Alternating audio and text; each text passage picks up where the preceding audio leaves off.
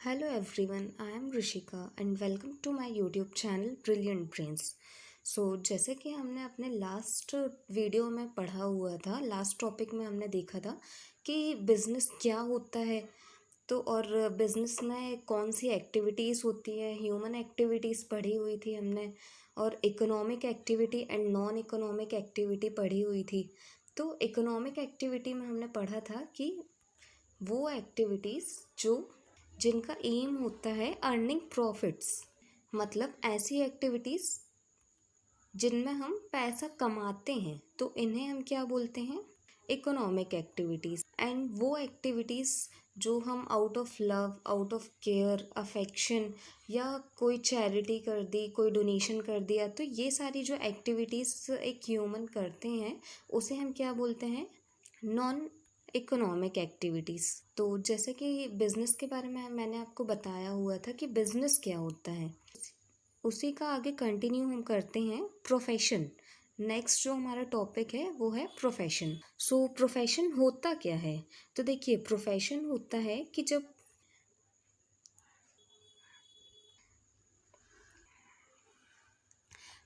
होता है उसके बहुत सारे एग्जाम्पल्स होते हैं। जैसे एक लॉयर होता है, एक डॉक्टर होते हैं, इंजीनियर होते हैं, टीचर्स होते हैं, फार्मर्स होते हैं। तो ये सभी प्रोफेशन में आते हैं, ये सभी प्रोफेशनली वर्क करते हैं। जैसे आपने डॉक्टर को देखा होगा, तो जो डॉक्टर का प्रोफेशन होता है उसे सबसे अच्छे बिजनेस में से एक। अब किसी भी सोसाइटी के लिए डॉक्टर को होना बहुत ही इम्पोर्टेंट है।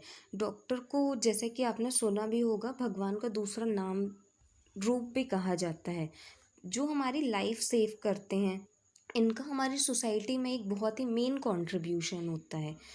और डॉक्टर का जो प्रोफेशन होता है वो एक अच्छे प्रोफेशन के साथ साथ एक अच्छे बिजनेस में भी शामिल किया जाता है। तो प्रोफेशन ऐसा होना चाहिए जिसमें आप अपनी सेवाएं भी दें, आप अपनी सर्विस भी दें, और उसके बदले में जो आपको फीस मिलती है, या एक अमाउंट आपको जो रिसीव होता है, जो अमाउंट आपको मिलता है, तो उससे आप अपनी फैमिली चला सकें, एक अच्छी लाइफस्टाइल जी सकें। तो प्रोफेशन ऐसा होना चाहिए। तो अब आपने एक लॉयर का प्रोफेशन भी देखा होगा। तो जो लॉयर होते हैं उन्हें प्रोफेशनली सारा कुछ नॉलेज होता है, अपनी जो बुक्स ऑफ लॉज होती हैं उन्हें उनका सारा नॉलेज होता है। और जब उन्हें ये सारा नॉलेज मिल जाता है, जब वो सारा नॉलेज ये गेन कर लेते हैं, उसके बाद ही उन्हें किसी केस को लड़ने के लिए केपेबल समझा जाता है, या वो रेडी होते हैं किसी का भी केस हैंडल करने के लिए। तो अगर हमें लॉयर्स को डिफाइन करना हो तो हम ये भी कह सकते हैं कि a lawyer is a professional who is qualified to offer advice about the law or represent someone in legal matters. A lawyer is a professional who is qualified to offer advice about the law or represent someone in legal matters. तो जो lawyers होते हैं वो आपको advice देते हैं in the legal matters.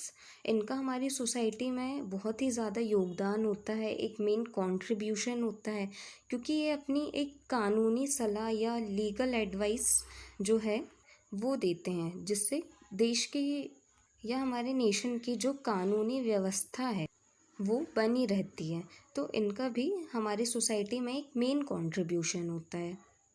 तो अब जैसे कि टीचर्स होते हैं, फार्मर्स होते हैं, तो टीचर्स का जो प्रोफेशन होता है वो भी हमारे सोसाइटी के लिए एक मेन कंट्रीब्यूशन होता है, क्योंकि टीचर्स हमारे मार्गदर्शक होते हैं, वो हमें सही और गलत की पहचान कराते हैं। अब जैसे फार्मर्स होना होगा आपने, तो किसान बोला जाता है फार्मर को हिंदी में। तो अब अगर किसान नहीं होंगे, फार्मर नहीं होंगे, तो अनाज कहाँ से आएगा, हम खाएंगे क्या।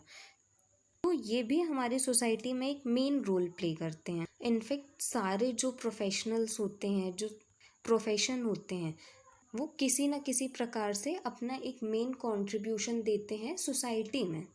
तो प्रोफेशन चाहे कोई सा भी हो, लेकिन उसके लिए हमारे पास नॉलेज होना बहुत ही इम्पोर्टेंट है। साथ ही प्रोफेशन ऐसा हो जिससे आपकी अर्निंग्स भी हों, और जो आप सेवाएं दे रहे हैं तो उसके आपको फीस या एक अमाउंट मिले, जिससे आप अपनी एक अच्छी लाइफस्टाइल मेंटेन कर सकें। तो नेक्स्ट हमारा टॉपिक है एम्प्लॉयमेंट। तो एम्प्लॉयमेंट को हम बोलते हैं रोज़गार। Employment is a relationship between two parties. Employment is a relationship between two parties. तो जो एम्प्लॉयमेंट होता है वो टू पार्टीज़ के बीच में एक रिलेशनशिप होता है। कैसा? Regulating the provisions of paid labour services. एक ऐसी सर्विस जो पेड होने वाली है आपकी, जिसके लिए आपको पैसा मिलने वाला है। Usually based a contract, one party is the contractor and other is contractor, sorry employ.